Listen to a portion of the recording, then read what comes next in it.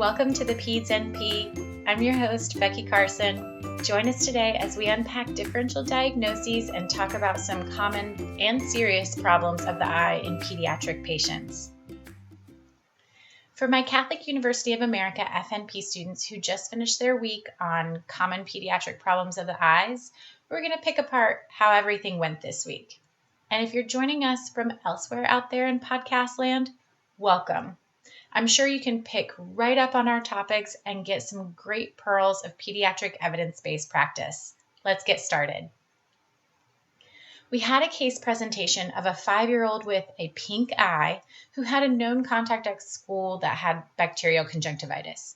But you still needed to go through the motions of asking the history and performing a physical exam before just jumping to the same diagnosis. One time I had a patient who presented in the same way. She was 5 with a unilateral red eye. It was just after Christmas and her mom told me that pink eye was going around her school. And despite my better thought that the erythema and clear drainage from her eye seemed to be disproportionate to what I would expect of conjunctivitis, I was about to call this bacterial conjunctivitis and call it a day. But then Chatty Becky overcame me. I'm verbose. Have you noticed yet? And I noticed that she had fine glitter all over her face, which seemed really odd to me in a 5-year-old. "Are you wearing bronzer?" I asked. Her mom laughed and said yes, she and her sister had gotten makeup for Christmas and she likes to wear it. So I perked up. "Did she get mascara?" "No, but her sister did. She knows that she's not allowed to wear it." I said, "Well, that's cute that you made this rule and thought that your girls were going to obey it, but you see your 5-year-old's eyes? See how they look the same way I look when I fall asleep on the couch and wake up 3 hours later and still have to go to bed and take off my makeup?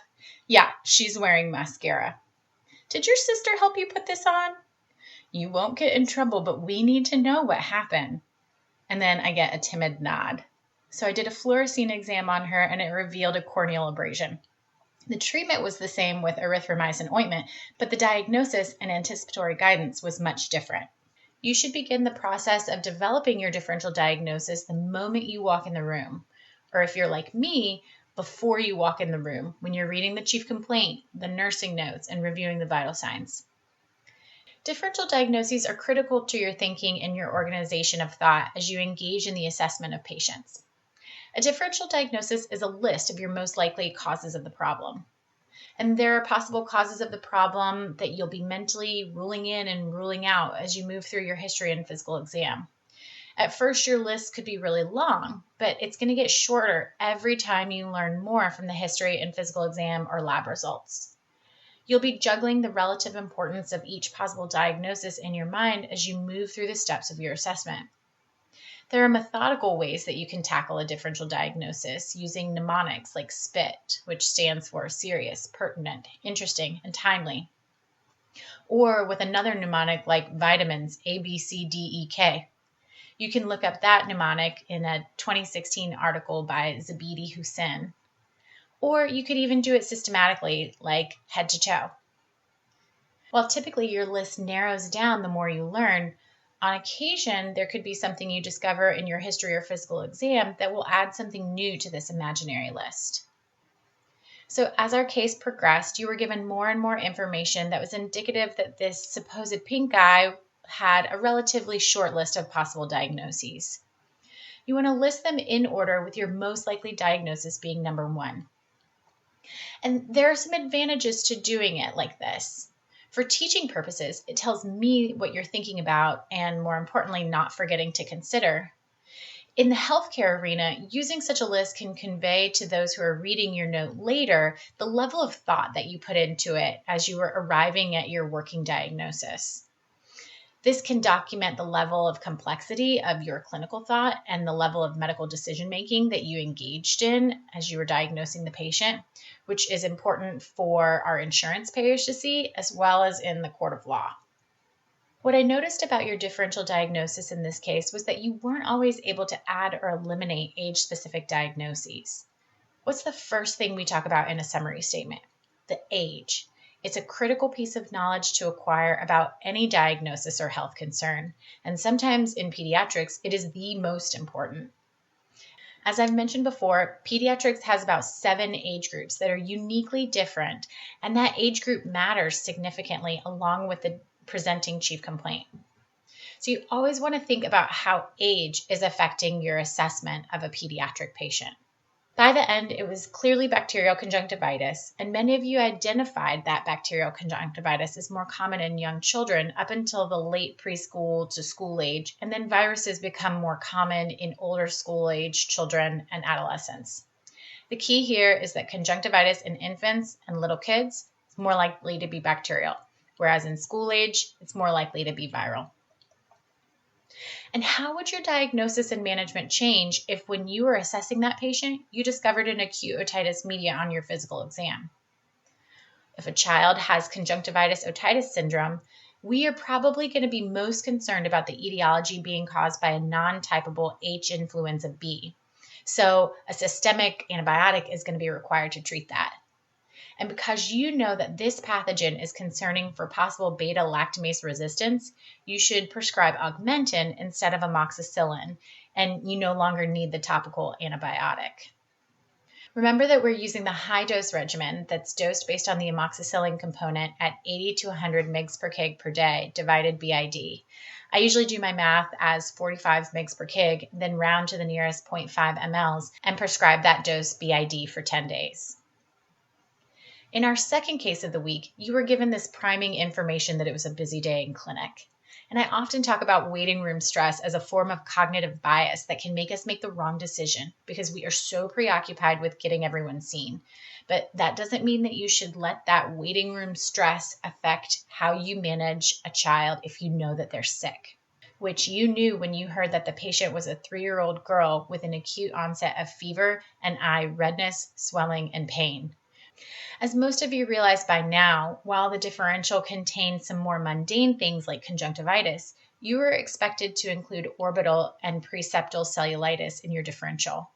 Because of the relative importance of these diagnoses, you were expected to discuss thoroughly their management in primary care, as well as how to make a decision about who's going to need hospitalization. So the kids who need further care are those that are worrisome for orbital cellulitis and presumed preseptal cellulitis who didn't improve with outpatient treatment and careful monitoring. It was also important to review their immunization history. You know I love asking about immunizations and then deciding for myself whether they're up to date. A sidebar for my students. We do this exercise on every patient where you're listing out each vaccine the patient has had.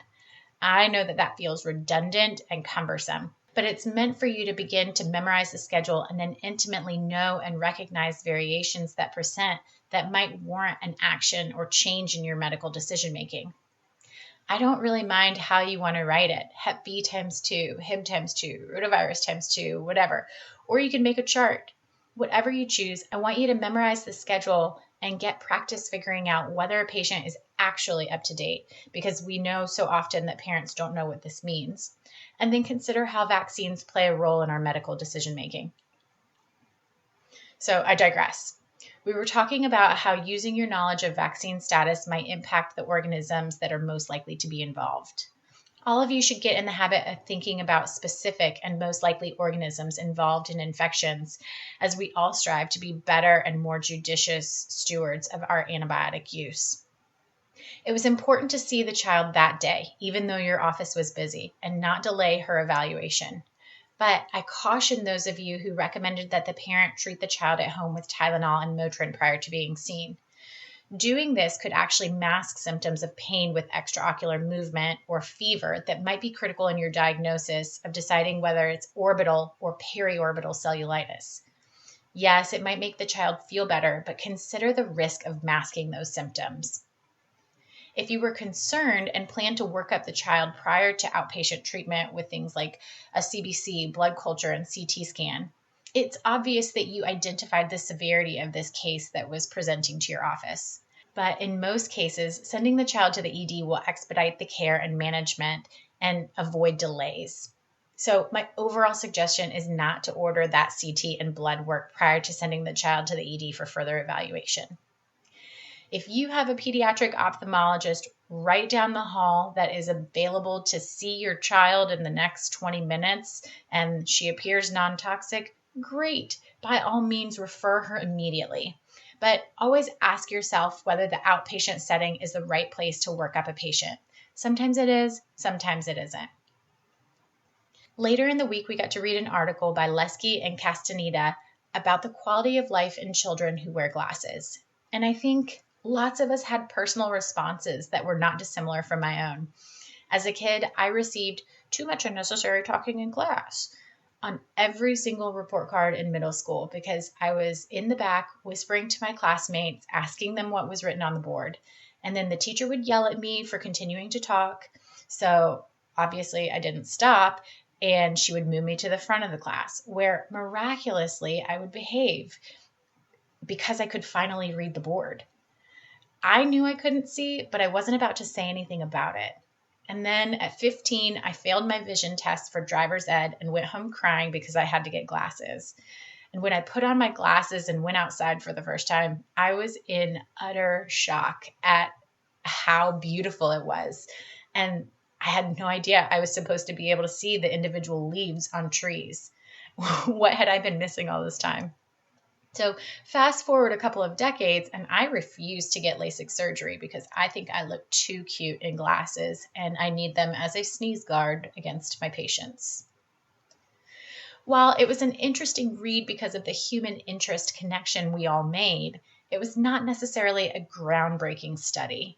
And the conclusion of the article was that there was a 6 to 15 point decrease on a 100-point scale in children's quality of life who wear glasses compared to their non-glasses wearing counterparts, according to both the child and their parents' perception of the child's quality of life. We need to pick apart this study for its merits and weaknesses. While they used a validated tool, the tool was previously validated on a different patient population. So should we trust its accuracy to measure the intended outcome in a new population? And then you always hear me talk about assessing how impactful the results are. Are they impressive enough that we should change our practice because of them? How many grains of salt should we take with them? Remember what Mark Twain told us. There's lies, damn lies, and statistics. In some cases, the actual statistical results may not be as compelling as the narrative that the authors want us to take home when we read the conclusions at the bottom of the abstract. What stood out to me the most in this article was the graphical depiction of the results in the box plot. Graphs are the best. They are the memes of the literature. You can say so much with a picture and a little caption.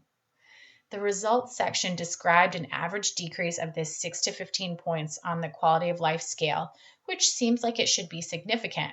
But the box plot shows us that the range was overall pretty similar, where the groups had the same maximum, meaning that some children with glasses have an excellent quality of life, just like their two eyes counterparts. But the minimum was often lower, meaning that there's one kid who's having a particularly rough time with glasses. Was that minimum skewing the results? What would happen to the averages if we took out those single outliers? Well, when you look at the interquartile ranges, they're still somewhat similar, though admittedly slightly lower in the glasses children. But was it enough to do anything about? This was a great example where the graphical depiction of the results can shed some light on the true results of the study. It can show us areas of bias in the narrative or even some skewed results.